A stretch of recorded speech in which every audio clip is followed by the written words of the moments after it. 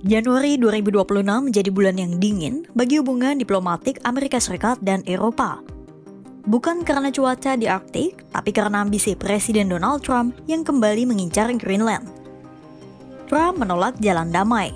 Baginya, keamanan Amerika Serikat adalah harga mati yang hanya bisa dijamin kalau Washington memiliki Greenland. Tarif impor sebesar 10 hingga 25% pun diluncurkan bagi negara-negara Eropa yang menghalanginya. Terdesak oleh diplomasi pemerasan Trump, Eropa kini mempertimbangkan untuk menggunakan bazooka perdagangan. Sebuah taktik yang awalnya dirancang untuk meredam dominasi Cina, kini justru diputar arah untuk membidik sekutu mereka, Amerika Serikat. Apa sebenarnya bazooka perdagangan dan bagaimana perang tarif ini akan berlaku?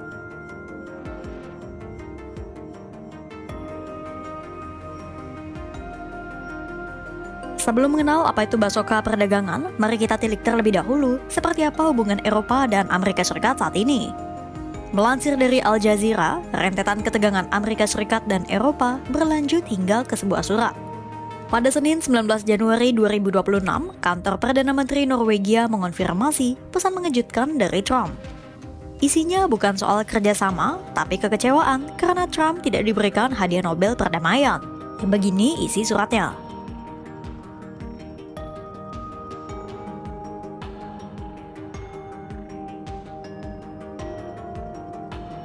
Dalam surat itu, Trump menegaskan dia tak akan lagi memikirkan perdamaian dan akan lebih mementingkan kebutuhan Amerika Serikat. Sebuah peringatan yang menunjukkan bahwa Trump tak akan menempuh jalur damai termasuk untuk urusan Greenland. Dan benar saja, dalam unggahan di akun Truth Social-nya, Trump menulis cuitan panjang yang menegaskan bahwa ia akan mengibarkan bendera perang tarif dagang dengan negara-negara Eropa. Trump menyebut per 1 Februari 2026, Denmark, Norwegia, Swedia, Prancis, Jerman, Inggris, Belanda, dan Finlandia akan dikenakan tarif 10%.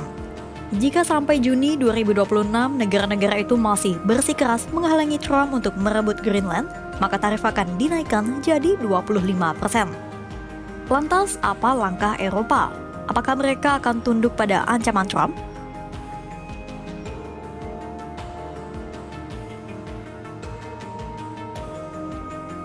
Eropa tentu tidak tinggal diam. Di balik layar diplomasi, para pemimpin Uni Eropa mulai membisikkan satu istilah, yakni ACI atau Anti-Coercion Instrument. Biasa, ACI dikenal juga sebagai bazooka perdagangan.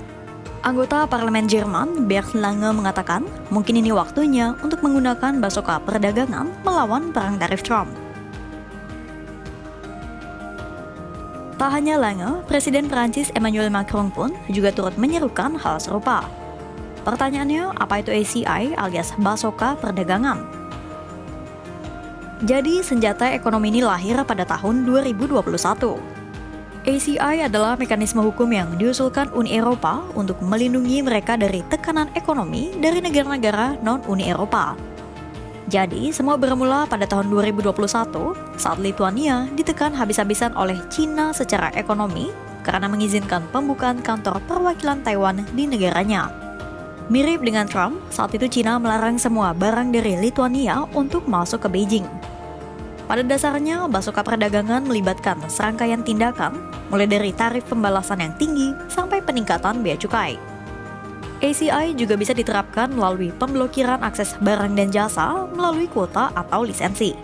Negara-negara di benua biru itu juga bisa membatasi infrastruktur keuangan berbasis Uni Eropa untuk meningkatkan biaya pendanaan bagi negara yang bergantung pada kegiatan bisnis di Eropa.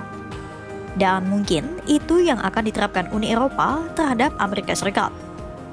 Profesor ekonomi di University of the West of England, Joe Mitchell menyebut, bazooka perdagangan adalah senjata ekonomi Uni Eropa yang paling ampuh.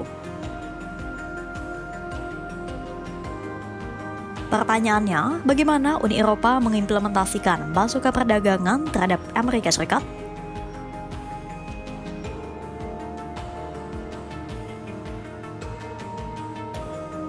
Menarik pelatuk bazooka perdagangan tidak semudah membalikan telapak tangan.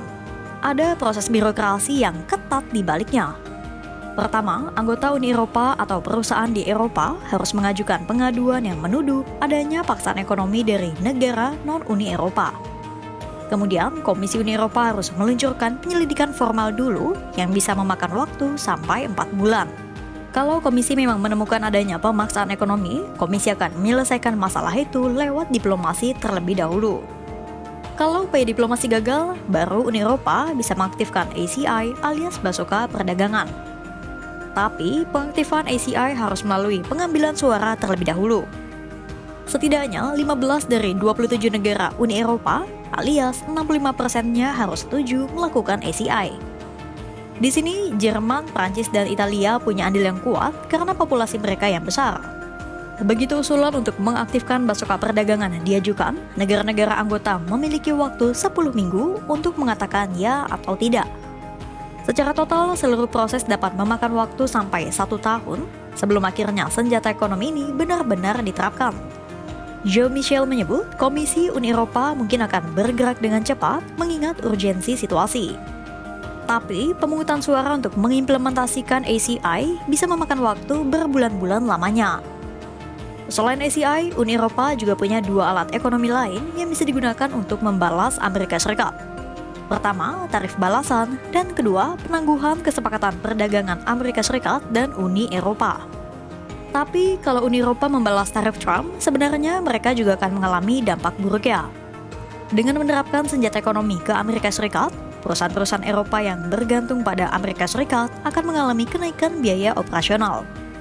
Selain itu, pembatasan impor produk teknologi atau farmasi dari Amerika Serikat juga akan mengganggu produk industri manufaktur di Jerman dan Prancis.